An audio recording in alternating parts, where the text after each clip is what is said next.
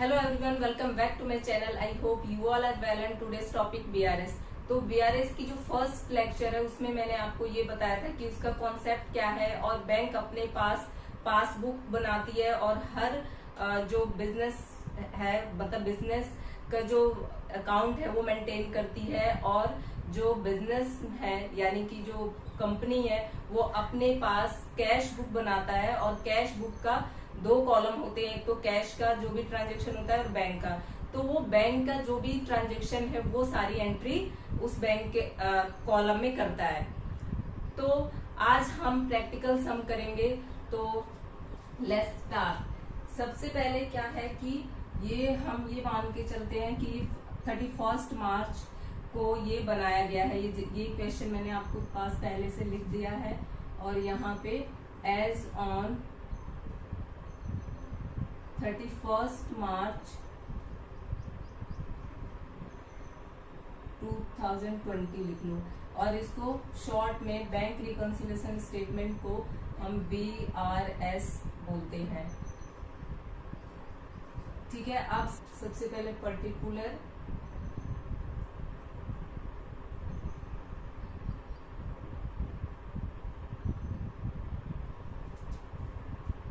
और यहाँ पे फेवरेबल यानी कि एड और यहाँ पे लेस, इसको हम प्लस भी बोल सकते हैं, प्लस और इसको माइनस। ठीक है, ये तो आपका परफॉर्मा हो गया। तो सबसे पहले हम क्वेश्चन को देखते हैं और उसके बिहाफ पे हम करते हैं कि क्या लिखा हुआ है क्वेश्चन में। तो सबसे फर्स्ट क्या लिखा हुआ है कि debit balance as per cash book 3 lakh rupees, यानी कि इसका मतलब कि डेबिट बैलेंस है, इसका मतलब कि कैश बुक का ये फेवरेबल बैलेंस है यानी प्लस का बैलेंस है। तो यहाँ पे हम लिखेंगे debit balance as per cash book 3 lakh rupees. यहाँ पे हम जो भी चीजें ऐड करनी है और कुछ इसमें से ऐसे आइटम्स है जिसको कि हम ऐड करेंगे और कुछ आइटम्स ऐसे हैं जिसको हम लेस करेंगे। तो अब आपको पता है कि जब भी ये बैंक रिकंसिलिएशन स्टेटमेंट बनाया जाता है तो हम बैंक का फेवर करते हैं। इट मीन्स कि बैंक जो अपने पासबुक में जो भी एंट्री करती है तो कंपनी भी अपने कैश बुक में वैसी ही एंट्री करता है, क्योंकि ये माना जाता है कि जो बैंक है वो गलती का चांस कम रखता है। तो इस वजह से जो भी पासबुक में चेंजेस होंगे उसके अकॉर्डिंग जो कंपनी है वो अपने कैश बुक के बैंक कॉलम में वो चेंजेस करेगा। तो इसी तरीके से सबसे फर्स्ट मतलब debit balance as per cash book के बाद जो है वो सेकंड क्या है, चेक इशू टू क्रेडिटर, यानी कि क्रेडिटर को चेक दे दिया गया। ठीक है, मतलब कि कोई क्रेडिटर है, जैसे श्याम क्रेडिटर है, श्याम को पैसे लेने हैं कंपनी से, तो कंपनी ने चेक काट के क्रेडिटर को दे दिया। ठीक है। नेक्स्ट क्या है, but not yet presented to the bank for payment 7,000 rupees. तो जो श्याम है उसको कंपनी ने चेक काट कर दे दिया 7,000 रुपए का, पर अभी तक बैंक में वो चेक लेकर गया ही नहीं। तो इसका बट तो जब चेक काट कर उसने दिया तो हम ये मान के चलते हैं ये कैश बुक है और ये पासबुक है। तो मान लो कि 10,000 रुपए कैश बुक में है और 10,000 रुपए ही पासबुक में है। तो पहले जब उसने चेक काट कर दिया, किसने, कंपनी ने, तो यहाँ से 7,000 रुपए उसने अपने पासबुक में लेस कर दिया होगा।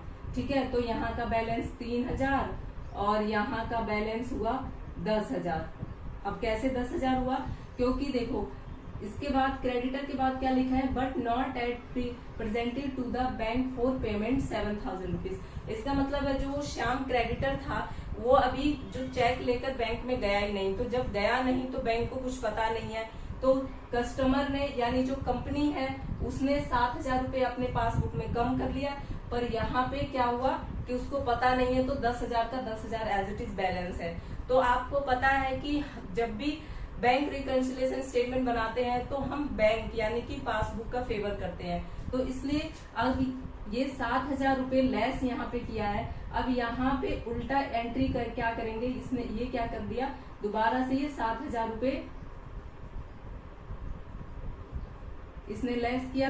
अब ये दोबारा यहाँ पे क्या करेगा, 7,000 रुपए और यहाँ पे लिख देगा, ऐड कर देगा। क्योंकि यहाँ पे 10,000 का बैलेंस है और यहाँ 3,000 का है, तो 3,000 यहाँ पे है, तो ये दोबारा से क्या कर देगा ये कि 7,000 रुपए लिख देगा। क्योंकि ये जब भी ये जो कंपनी है वो पासबुक को मैच करेगी, तो इसलिए ये दोबारा से ऐड कर देगा। तो सेम यहाँ पे ऐसे ही यहाँ ऐड कर देगा, check issued but not presented. ठीक है, कितने से, 7,000 रुपीज से। तो यहाँ पे 7,000 से इसको ऐड में लिखेंगे, यानी प्लस में लिखेंगे। आप यहाँ भी ऐड लिख सकते हैं या फिर सीधे प्लस में लिख सकते हैं।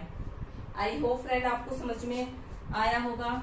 एंड थर्ड क्या कह रहा है कि dividend received by bank but not entered in the cash book ₹5,000। इसका मतलब है कि बैंक ने आपके जो कंपनी है उसके अकाउंट में डिविडेंड ऐड कर दिया 5,000 का, जो कि जो कंपनी है उसको पता नहीं है। तो कंपनी को जब पता नहीं है तो उसने अपने कैश बुक में कोई चेंजेस नहीं किया।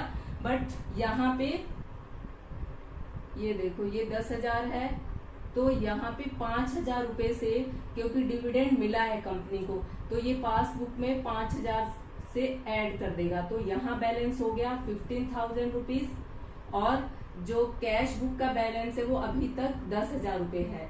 क्योंकि बट नॉट एंटर्ड, यानी कि कैश बुक में एंट्री ही नहीं की गई है, तो यहाँ अभी भी 10,000 रुपए है। तो अब आपको पता है कि पासबुक का फॉलो करना है। पासबुक जिस तरीके से एंट्री कर रही है उस तरीके से कैश बुक में एंट्री की जाती है। तो अब यहाँ पे क्या करेंगे कि इसने बढ़ा दिया है, यानी पासबुक में बढ़ा हुआ लिखा है, तो अब कंपनी भी अपने पासबुक के बैंक कॉलम में 5,000 रुपए से बढ़ा देगी। तो इसका मतलब कि बढ़ा देगी, इसका मतलब यहाँ प्लस है ना, तो इससे भी आप समझ जाओ कि ये प्लस में लिखा जाएगा। आप पूरा लिखो, dividend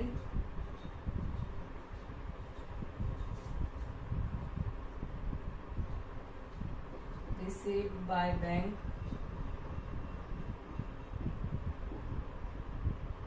but not enter cash book. ये आप पूरा लिखना, कितने से, 5,000 से। तो यहाँ पे हम 5,000 रुपए लिख देंगे। ठीक है, उसके बाद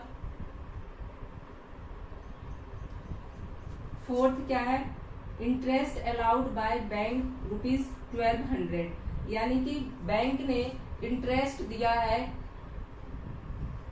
1,200 रुपए से। इसका मतलब कि 1,200 रुपए से जो बैंक है उसने अपने पासबुक में बढ़ा दिया है, बट जो कंपनी है उसको पता ही नहीं है, तो कैश बुक में वो पहले जैसी एंट्री होगी। तो अभी भी क्या, दोनों अनमैच कर रहा है। तो इसका मतलब ये है कि बैंक में पासबुक में ये बढ़ा हुआ है, तो अभी क्या होगा कि कैश बुक में भी बढ़ा दिया जाएगा 1,200 रुपए से। Interest allowed by bank. अब चेक डिपॉजिट कर दिया गया है बैंक में कलेक्शन के लिए, कितने से, 15,000 रुपए से। तो 15,000 रुपए से जब कलेक्शन के लिए भेज दिया गया है, तो जो कंपनी है वो अपने कैश बुक में 15,000 रुपए से बढ़ा देगी। तो यानी कि यहाँ पे बैलेंस हो जाएगा कैश बुक में 25,000 रुपए, और पासबुक में अब आगे देखते हैं इसमें क्या लिखा हुआ है कि but not collected by bank up to this date. पर जिस अब तक मतलब वो चाहे वो 2 दिन का या 3 दिन का जो गैप है उसमें बैंक ने उसको कलेक्ट ही नहीं किया, यानी कि बैंक ने अपनी एंट्री नहीं की, या जो भी मतलब बैंक ने पासबुक में एंट्री नहीं की, दैट्स इट। ठीक है, तो इसका मतलब ये है कि अब कैश बुक का बैलेंस हो गया 25,000 और पासबुक का बैलेंस है अभी भी 10,000 रुपए। तो अब क्या हो, अब कैसे इन दोनों को मैच करेंगे? आपको पता है कि हम फॉलो करते हैं पासबुक को, तो इसके लिए क्या करेंगे कि यहाँ पे जब इसने बढ़ा दिया है तो अब यहाँ होगा, इसको दोबारा से माइनस करना होगा, लेस करना होगा 15,000 रुपए। तो अब दोबारा से जो बैलेंस है दोनों का, वो दोनों का बैलेंस इक्वल आ जाएगा। तो यहाँ पे क्या लिखेंगे, तो ये बैलेंस जो है वो कहाँ आएगा, माइनस में लिखा जाएगा। क्यों लिखा जाएगा? क्योंकि जब कलेक्शन के लिए भेजा गया तो कैश बुक में वो एंट्री कर दिया, पर बैंक ने तो उसने पासबुक में एंट्री नहीं की है, क्योंकि और एंट्री नहीं की है तो इसलिए हम पासबुक को मैच करते हैं। तो उसने एंट्री नहीं की है, वो कमी का बैलेंस है, तो इस वजह से हम भी क्या करेंगे, 15,000 जो हमने बढ़ा के लिखा था उसको दोबारा से हम लेस कर देंगे, ताकि दोनों का जो बैलेंस है वो बराबर हो जाए। चेक्स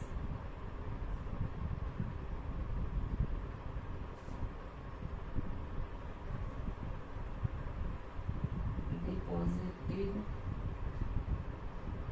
to the bank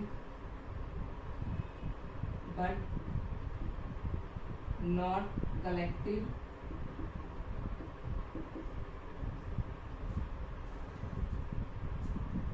लिख दो आप up to this date।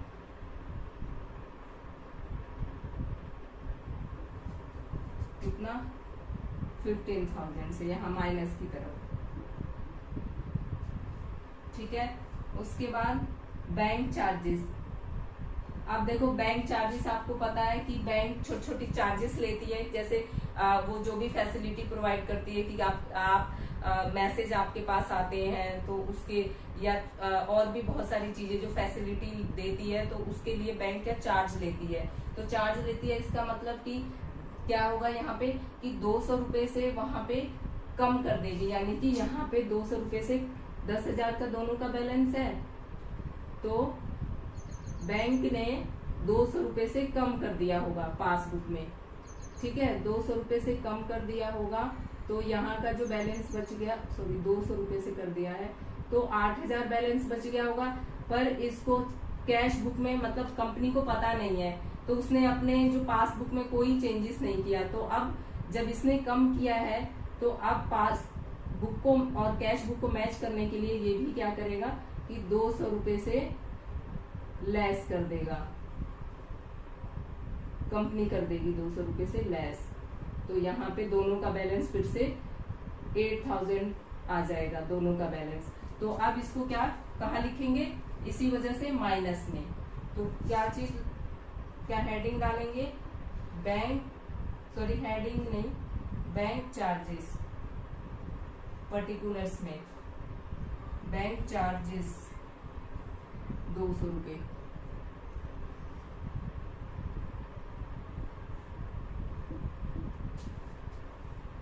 Seventh, a check deposited into bank was dishonored but not intimation received, मतलब कोई इंटीमेशन रिसीव नहीं हुआ, कितने 320 रुपए का। इसका मतलब कि एक चेक बैंक में डाला गया था 320 रुपए का, वो डिसऑनर हो गया, बट जो कंपनी है उसको पता नहीं है।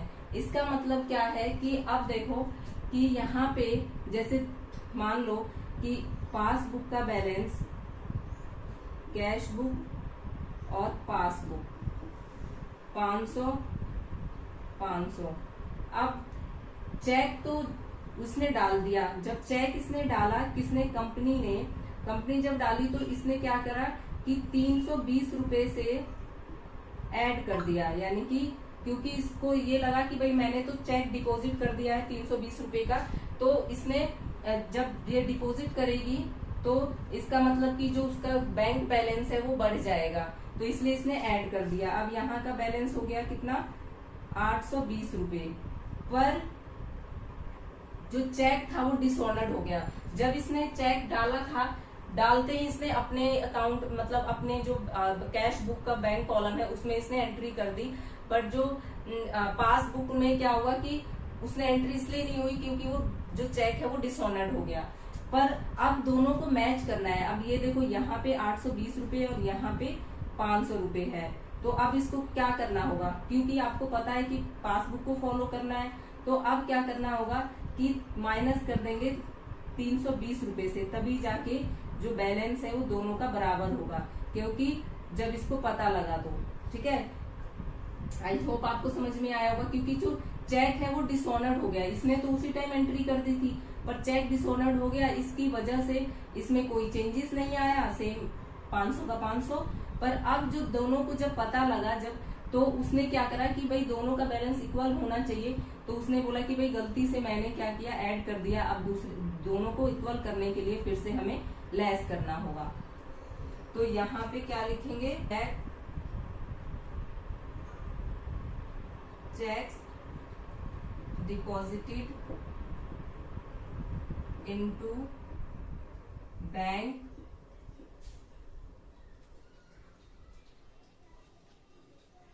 was dishonored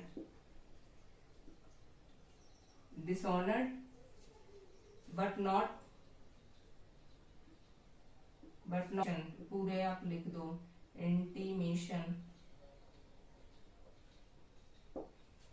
ठीक है, तो कितने से, 320 रुपए से, 320 रुपए से यहाँ पे ये माइनस साइड हम लिख देंगे।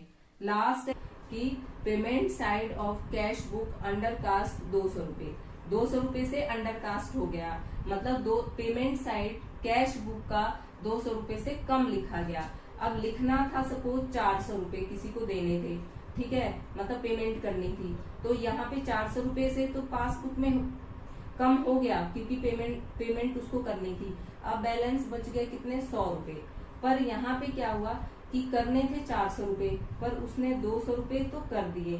ठीक है, 200 रुपए कर दिए, अब कितना बैलेंस बचा, 300 रुपए। पर अंडर कास्ट यानी कितने से उसने कम, मतलब अंडर कास्ट कितने से हुए कम, उसने कितने से लिखे थे पेमेंट साइड में, 200 रुपए से। तो अब सिंपल सी बात है, 200 रुपए यहाँ पे लेस कर दो, तो दोनों का बैलेंस इक्वल आ जाएगा। तो आई होप आपको समझ में आया होगा फ्रेंड। अगर आपको समझ में ना आया हो तो प्लीज कमेंट में लिखें कि क्या चीज आपको समझ में नहीं आया। अब यहाँ पे देखो लिखेंगे इस चीज को, क्या, payment side of cash book under cast,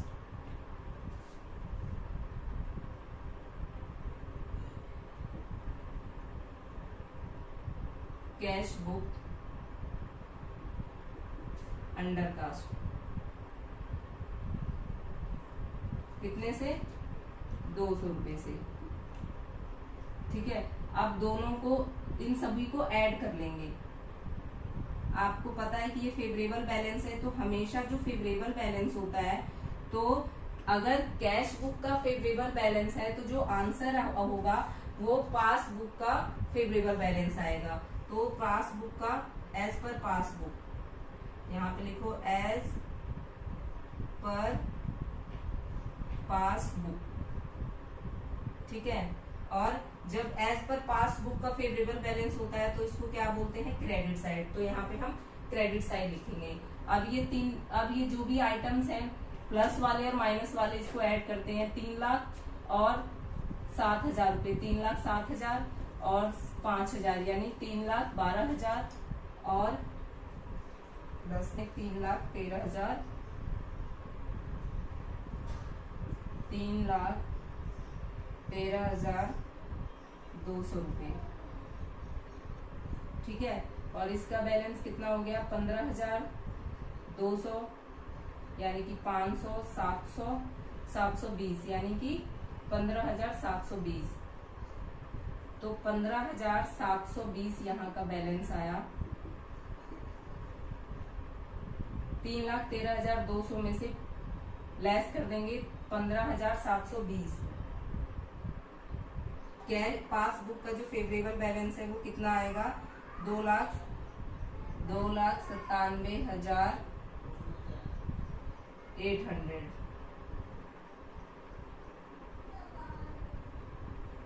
ठीक है, तो इन दोनों का जो बैलेंस है वो बराबर हो जाएगा। 15, इसमें आप ऐड कर लो 15,720 रुपए, तो 3,13,200 रुपए दोनों का बैलेंस आ जाएगा। ठीक है, ये रफली के लिए मैंने यहाँ पे लिखा हुआ है। तो आई होप कि आप लोगों को समझ में आया होगा ये एक तरीके से मैंने ये जो क्वेश्चन है जो इसमें अमाउंट लिया है वो मैंने एज्यूम करके लिया है, ठीक है, सिर्फ समझाने के लिए। तो आई होप आपको समझ में आया होगा। So thank you so much.